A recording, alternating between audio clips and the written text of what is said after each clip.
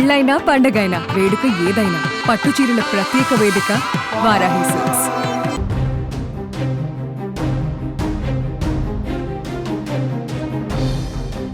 పాకిస్తాన్ దాడులతో భారత్ ప్రతి దాడులకు దిగింది. పాక్లోకి చొచ్చుకు వెళ్లి మరీ భీకర దాడులు చేస్తుంది. ఇస్లామాబాద్లో పాకిస్తాన్ ప్రధాని షహబాజ్ షరీఫ్ ఇంటి దగ్గర బాంబు పేలుడు సంభవించినట్లుగా సమాచారం. పాక్ ప్రధాని ఇంటి దగ్గర డ్రోన్లతో భారత్ దాడి చేసింది. వెంటనే అలర్ట్ అయిన పాక్ ఆర్మీ భారీ భద్రత నడుమ ప్రధాని షరీఫ్ ని సురక్షిత ప్రాంతానికి తరలించినట్లుగా తెలుస్తోంది. పాకిస్తాన్ దుశ్చర్యతో చిర్రెత్తిన భారత సైన్యం రెచ్చిపోతుంది. పాకిస్తాన్కు భారత దెబ్బ రుచి చూపించడమే లక్ష్యంగా ఒకేసారి త్రివిధ దళాలు రంగంలోకి దిగాయి. పాక్లోని పెషావార్, లాహోర్, ఇస్లామాబాద్, సియాల్కోట్ పైన బాంబుల వర్షం కురిపిస్తున్నారు. ఇప్పటికే త్రివిధ దళాల అధిపతులతో రక్షణ శాఖ మంత్రి రాజ్నాథ్ సింగ్ భేటీ అయ్యి సైన్యానికి పూర్తి స్వేచ్ఛ ఇచ్చారు. పాకిస్తాన్ పైన అటాక్ వేళ దేశ రాజధాని ఢిల్లీలో హై అలర్ట్ ప్రకటించారు. ఏ క్షణం ఏం జరుగుతుందో తెలియదని అందరూ అప్రమత్తంగా ఉండాలని హెచ్చరికలు జారీ చేశారు.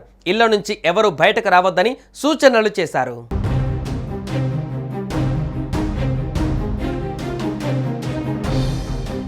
పాకిస్తాన్ భారత్ పైన డ్రోన్ మిసైల్స్ తో దాడికి దిగిన వేళ భారత ఆర్మీ పాకిస్తాన్కు ధీటైన సమాధానం చెబుతూ బాంబుల వర్షం కురిపిస్తోంది. ఈ క్రమంలోనే కీలక పరిణామం చోటు చేసుకుంది. ఇస్లామాబాద్లోని పాక్ ప్రధాని షహబాజ్ షరీఫ్ నివాసానికి అత్యంత సమీపంలో భారీ పేలుడు సంభవించినట్లుగా సమాచారం. సుమారు 20 కిలోమీటర్ల పరిధిలోనే ఊహించని ఘటన జరిగింది. వెంటనే షరీఫ్ను ఆయన వ్యక్తిగత సిబ్బంది సురక్షిత బంకర్లలోకి తీసుకువెళ్లినట్లుగా సమాచారం. ఈ విషయాన్ని అధికారిక వర్గాలు కాసేపట్లో అధికారికంగా ధృవీకరించనున్నాయి. మరోవైపు తెల్లవారేలోగా పాకిస్తాన్ను కకావికలం చేసేందుకు భారత ఆర్మీ కూడా సిద్ధంగా ఉన్నట్లు భారత రక్షణ శాఖ వర్గాలు వెల్లడించాయి.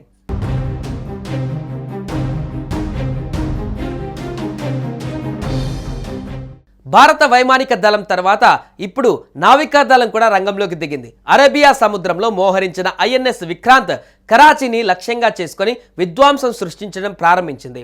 నావికా దళ దాడి కారణంగా కరాచీ ఓడరేవుతో సహా నగరంలో భారీ అగ్ని ప్రమాదం జరిగింది. కరాచీతో పాటు ఓర్మారార్ ఓడరేవు పైన క్షిపణులు ప్రయోగించింది భారత నావికా దళం.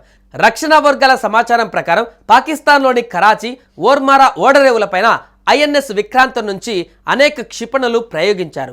దీని కారణంగా 2 ఓడరేవులలో భారీ మంటలు చెలరేగాయి. ఈ దాడి కారణంగా 2 ఓడరేవు నగరాల చుట్టూ పొగ వ్యాపించింది.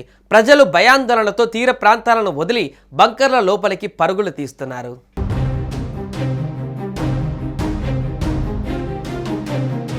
సుమన్ టీవీలో మీ పర్సనల్ అండ్ బిజినెస్ ప్రమోషన్స్ కోసం కింది నెంబర్కి కాంటాక్ట్ చేయండి.